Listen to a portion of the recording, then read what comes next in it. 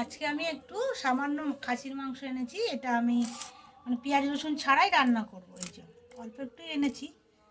আচ্ছা, এর মধ্যে কি কি দেবো দেখে নিই। এই যে জিরে বাটা, শুকনো লঙ্কা বাটা, কাঁচা লঙ্কা বাটা, আর এটা হচ্ছে আদা আর হিং দুটো আমি মিশিয়ে রেখেছি। ঠিক আছে, এটা মিশিয়ে ভিজিয়ে রেখেছি। এবার আমি রান্নাটা স্টার্ট করব। কড়াই গরম হয়ে গেছে, সর্ষের তেল দেবো। এই রান্নাটা সাদা তেলে করবেন না, এই রান্নাটা যেহেতু পেঁয়াজ রসুন ছাড়া হবে সর্ষের তেল হবে।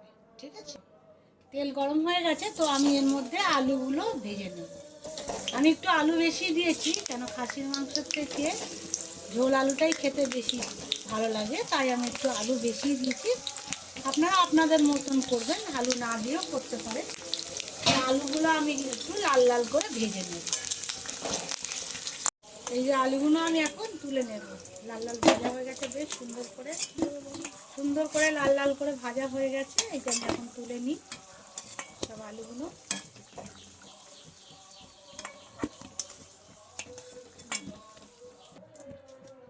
এই যে গোটা লঙ্কা, শুকনো লঙ্কা, এই যে তেজপাতা, গরম মশলা ফোড়ন দিলাম,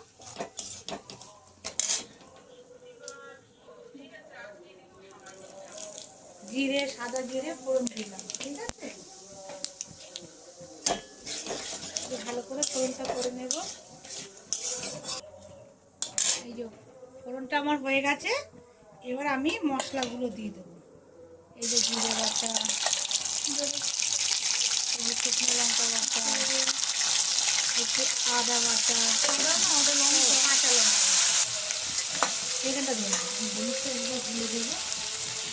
এই যে হলুদটা আমি এই মশলার বাটির যে জলটা ছিল ওটার মধ্যে গুলে দেবো।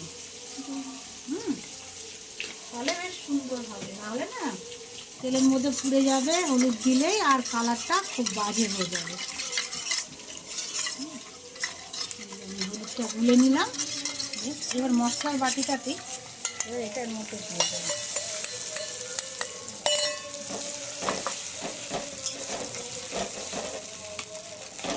আমি একটু বাটা মশলা দিয়ে রান্না করতে ভালোবাসি, তো শুধু দেবো একটু ধনের গুঁড়ো, কেন ধনেটা আমি পিষতে পারি না, খুব কষ্ট হয়।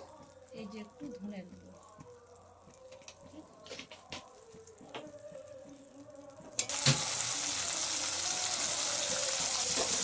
এটা বেশি কষাতে হবে না, অল্প একটু কষিয়ে নিয়ে হবে। এই যে দেখো, এবার মাংসগুলো ওর মধ্যে আমি দিয়ে দেবো।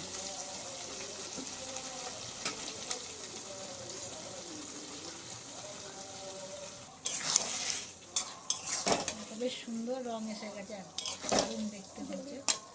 একটু নুন দিয়ে দেবো এর মধ্যে, আন্দাজ মতো নুন দেবে, যে কতটা নুন লাগতে পারে।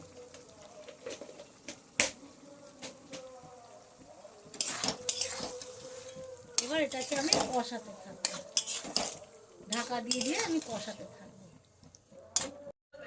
এই যে সুন্দর কালার এসছে, দেখো দারুণ দেখতে লাগছে, খেতে খুব ভালো হয়। এখনো অনেকক্ষণ করছে, কষার উপর ডিপেন্ড করবে। ঠিক আছে, কষা হয়ে যাক, তারপরে রেকর্ড করব।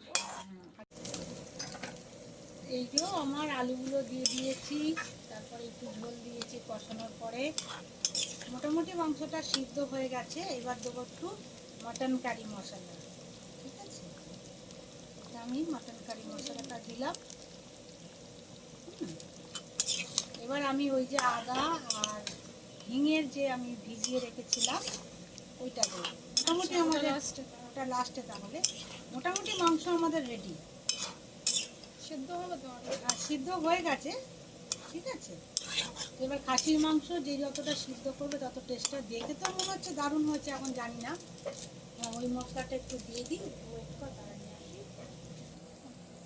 এই যে আমি যে মশলাটা ভিজিয়ে রেখেছিলাম আদা আর হচ্ছে হিং দিয়ে, এই যে দিয়ে দিলাম। দেখে তো মনেই হচ্ছে না যে এতে পেঁয়াজ রসুন দেওয়া হয়নি। কালারটাও বেশ সুন্দর এসেছে, একটা গন্ধ বেশ সুন্দর বেরিয়েছে। জানি না এখন খেতে কেমন হবে। আমার অনেক দিনের ইচ্ছে ছিল একদিন পেঁয়াজ রসুন ছাড়া খাসির মাংস করবো, সেই আশাটা পূরণ হলো। এটা আমার রেডি, মাংস হয়ে গেছে। এবার একটু সিদ্ধটা কতটা কি হচ্ছে দেখবো।